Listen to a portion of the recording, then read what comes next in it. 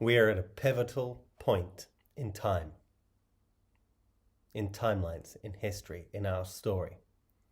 We are making a shift individually and collectively from consumers to creators, from being asleep to waking up, from forgetting to remembering, from being disempowered to being empowered, from being victims to being victorious.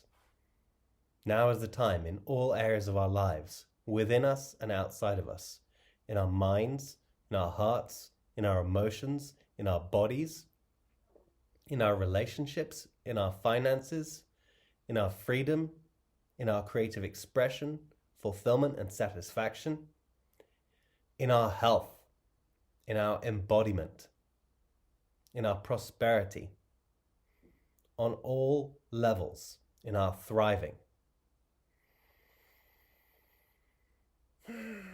So it's a big shift. And the shift first occurs in our awareness, in our consciousness, in our opening up to fresh, unpolluted possibilities, from letting go of the resistance, letting go of the distortions, letting go of the lies and the untruths and the things that we have picked up and learned that are distortions, which have formed an entire paradigm that we have been living in and existing in as humanity. It relates to the way that we work with nature, work with creation, work with the land, work with the mineral kingdom, the plant kingdom, and the animal kingdom. It's the difference between degenerative farming and regenerative gardening, really, because it's not just about switching from degenerative farming to regenerative farming. It's about switching from farming to gardening, because it's a lot more sustainable, fulfilling direction to move in. Farming is a lot more industrial. Farming is a lot more mono-agricultural. Farming is a lot more disconnecting all the people of the earth from the land. We are all, our origin story in many cultures begins in a garden. There is a lot to be said for a paradise, wild garden. A garden that an individual can manage to orchestrate and direct and lead so that it flourishes fruitfully with thriving fruition for that individual and for the entire ecosystem, let alone families, communities, and villages of people raising their healthiest essence, being, true self, self-image, and therefore raising the happiest, healthiest, most thriving families in every way: mental, emotional, physical health, financial health, liberation, prosperity, abundance, thriving relationships, thriving words and communication, thriving listening. It's so essential that we listen to and discern the truth and cut away all falsity, lies, all pathogenic and parasitic thoughts, distortions of the truth, so that we can reveal the divine perfection within. And really, it's the difference between appreciating and not appreciating. Because when we're in a state of ingratitude, unappreciation and unthankfulness, we are cultivating a reality where we are perpetuating distortions, imperfections, and things to resent, because we're only looking at the small picture rather than looking at what is the gift here, what is the miracle here, what is the blessing, what is the teaching, what is the reminder. And of course, we're only going to see miracles in our world when we see the miracle that we are and the miracle that we have within us.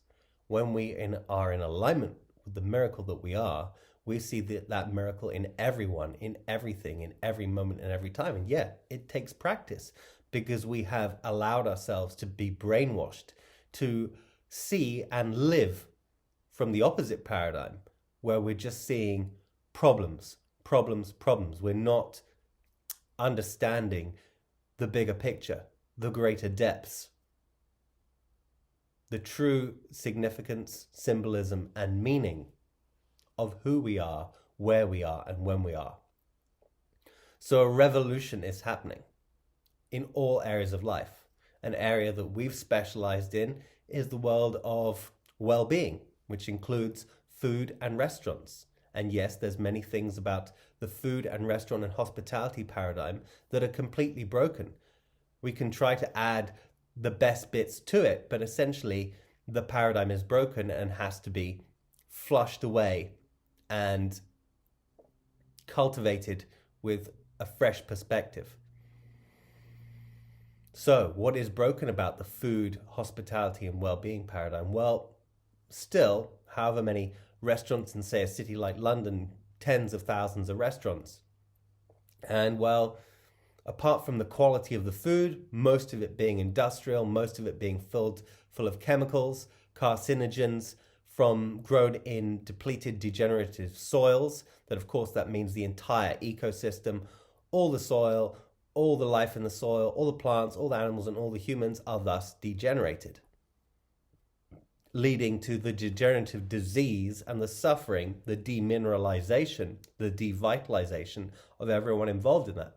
So of course, regenerative agriculture, regenerative farming, regenerative gardening is essential so that we can really enjoy the most delicious, the most nutritious, the freshest foods.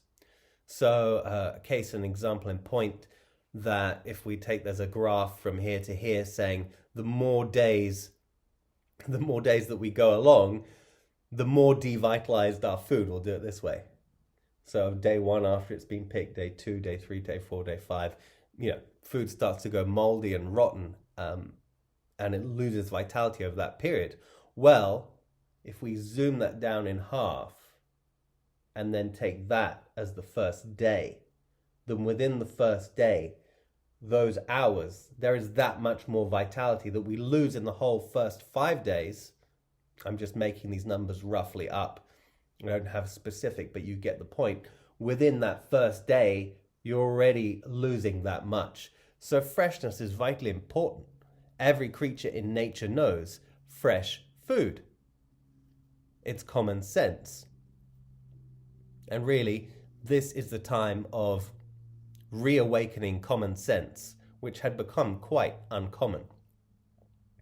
So that's just one aspect of the food. Of course, then we don't want to be eating foods that are not meant to be eaten by a human being, which the vast amount of foods are, ultra-processed foods, whether they're plant foods or animal foods. They become extremely acidifying, causing so much inflammation, degeneration. It's unbelievable, both to ourselves and the ecosystem. And then on top of that, we have the way that most people working in most restaurants are exhausted. They're working very long hours. Their living conditions in big cities, even in what's considered first world cities like London compared to more third world cities, the living conditions can be really dire. People are expected, whether they're chefs or front of house hospitality staff, to deliver amazing hospitality. And yet they're working ridiculously long hours, high stress environments, on their feet all the time. And then they might be living in accommodations where this is not how humans are meant to live, squeezed on top of each other and having to travel on substandard transport all day. Part of the paradigm and the issue with hospitality and restaurants is that people are having to travel vast distances for a sort of McDonald's consciousness, which is that, I want to taste a Big Mac all year round. It's always got to taste like a Big Mac. It's got to taste like a Big Mac in London, Paris, Mumbai, you name it. It's always got to taste like a Big Mac. Like nature, life is not like that. We have seasons, we have variety. And obviously another thing that occurs with nature, which is to do with freshness, is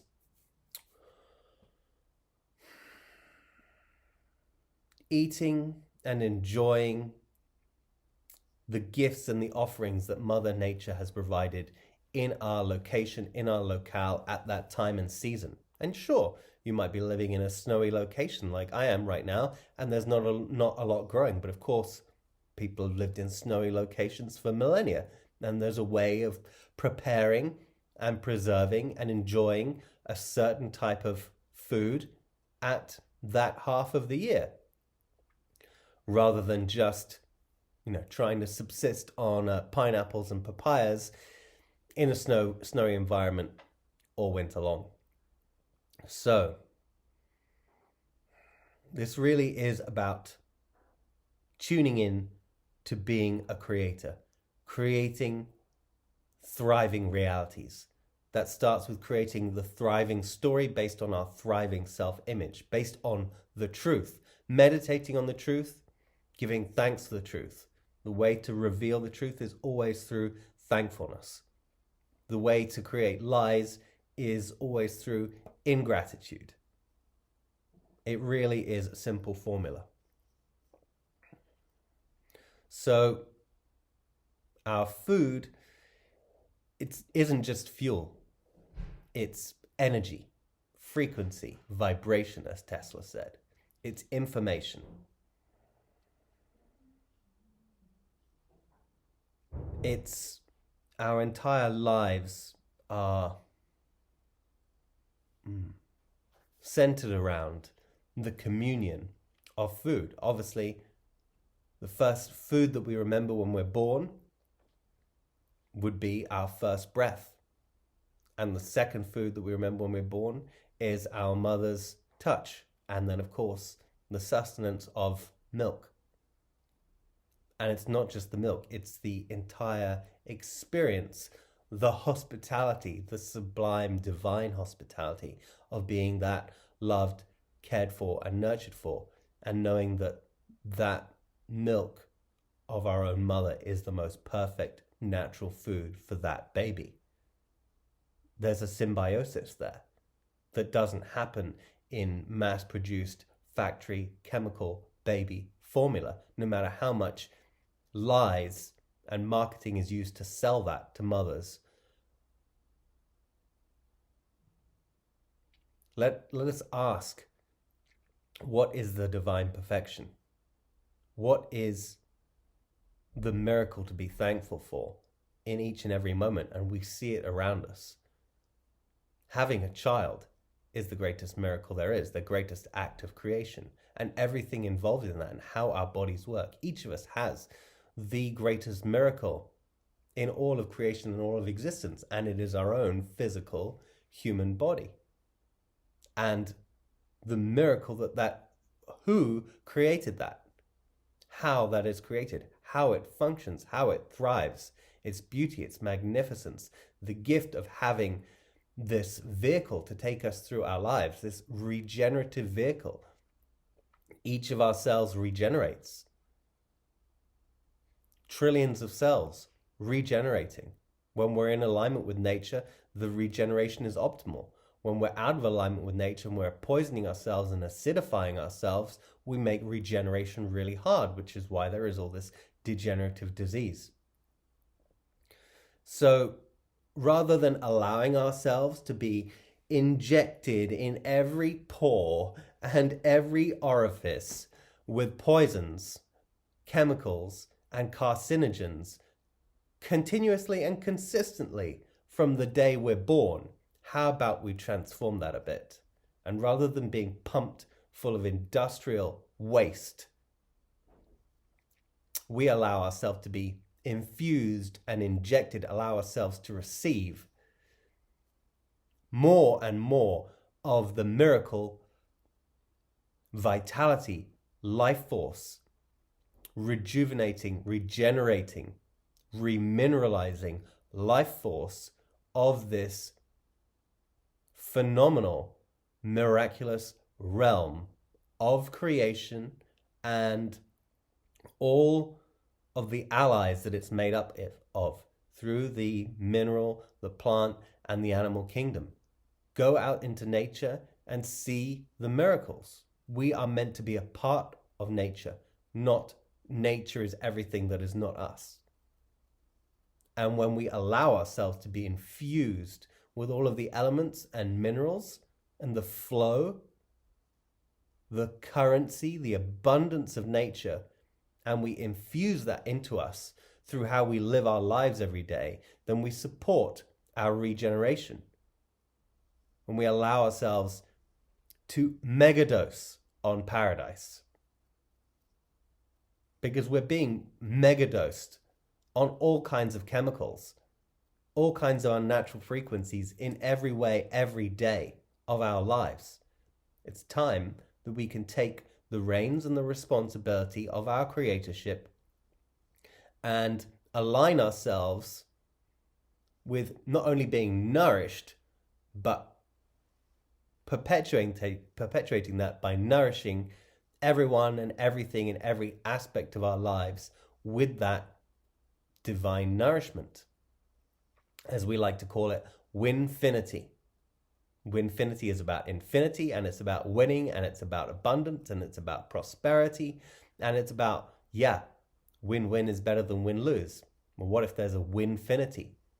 What if life is created and designed so intelligently and so wisely and so lovingly and so caringly that we have the opportunity and the possibility that every decision that we make in our consciousness, in our lives, in our lifestyle can benefit all beings?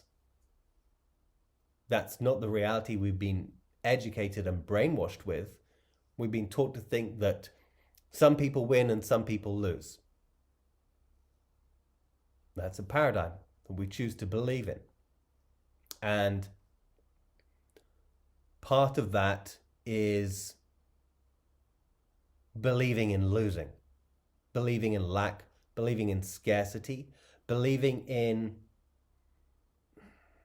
that losing is final, that losing is real, and therefore taking losing seriously, and therefore being a bad loser and being a victim. When if we look at losing in a way as always an opportunity, a blessing, a gift, that yes, there's always things to lose. Let's lose our doubt. Let's lose our fear. Let's lose our stagnation. Let's lose our distortions. Let's lose our resistance. So losing is a good thing in many ways. So let us allow it to do its job and feel that every time we lose, we're winning because we're focused on winning. And when we focus on winning, even if we lose, we win by losing, because that is our focus, because we believe in a beautiful reality, a beautiful creation, a beautiful creator, a beautiful benevolent life.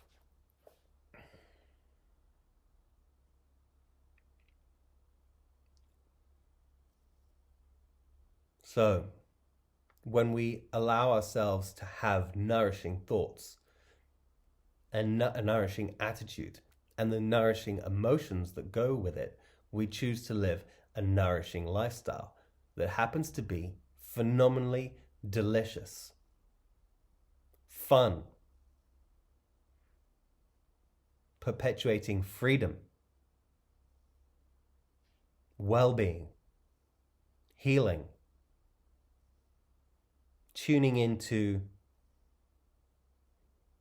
the truth, remembering what has been forgotten, taking our power back, owning our power, our sovereignty, our responsibility. This includes in our business, in the way we create in the world, in the way we live.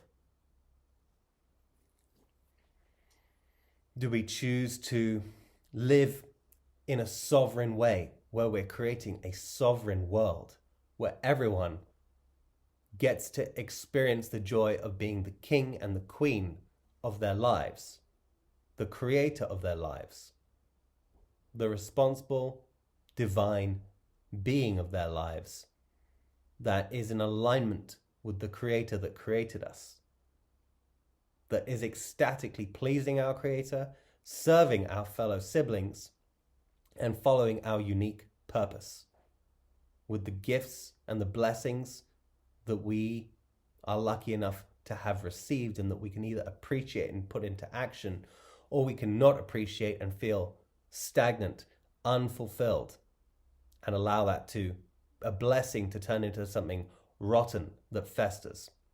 So it's not just about capitalism. Better than capitalism, entrepreneurialism. Entrepreneurialism means to be creative, to create our freedom, to create our prosperity. Not just to try and profit off everything at the loss of everything, but how to create and bring solutions, unique solutions through us that make the world a better place and perpetuate prosperity for ourselves and all beings. That's Winfinity entrepreneurialism. And do we have to settle for democracy? Real, what is greater, what is the essence and the spirit that is beyond democracy is sovereignty, which a constitutional republic is more in alignment with. That starts with remembering who we are. That we are the children of God, and that this is paradise, and that we are made in the image and likeness of God, whose greatest attribute is that of a creator, and therefore we are here to create. We're here to create paradise, sovereign, divine paradise for all beings. Why settle for anything less fulfilling, fun than that? So this isn't just about, this is where we elevate and appreciate entrepreneurialism, that it's not about just selling products and services. It's about creating value, embodying and delivering solutions, embodying and delivering beauty, strength, and all the true blessings that we're here to be, rather than be a victim that just focuses on problems that perpetuate suffering, mental, emotional, physical, bodily suffering, and therefore the reflection, the mirror, and the perpetuation of that in the world. So we can tune into the momentum and the movement of leading a movement in our own lives, which begins with leading a movement in our own consciousness.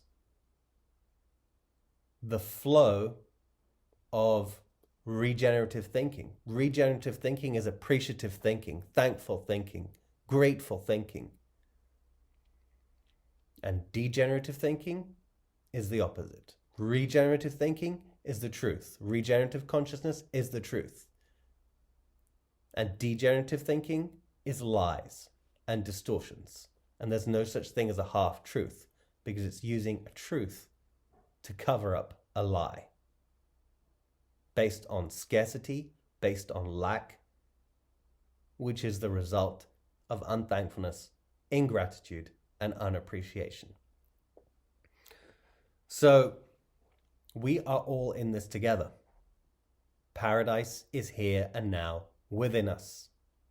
It starts with us. It's up to us. We can create it in all areas of our lives simply through thankfulness. Paradise is the realm where we're perpetually, exponentially thankful. And the opposite, hell, is where we're perpetually, exponentially unthankful, ungrateful, unappreciative. It's really this simple. So Let us enjoy co-creating the greatest day in paradise in every way, in our minds, in our emotions, in our bodies, in our words, in our language, in our communication, in our presence, in our lifestyle, in our relationships, in our family, in our friendships, in our enterprises, in our dealings, in our interactions, in our lifestyle, and in our day, every way. Stay beautiful, stay blessed, stay true to who you really are. Allow that to come ever more to fruition. We are all made to be fruitful and prosperous and creative and to be thriving with Winfinity. Stay wild, stay wonderful. Paradise Co-Creators, over and out.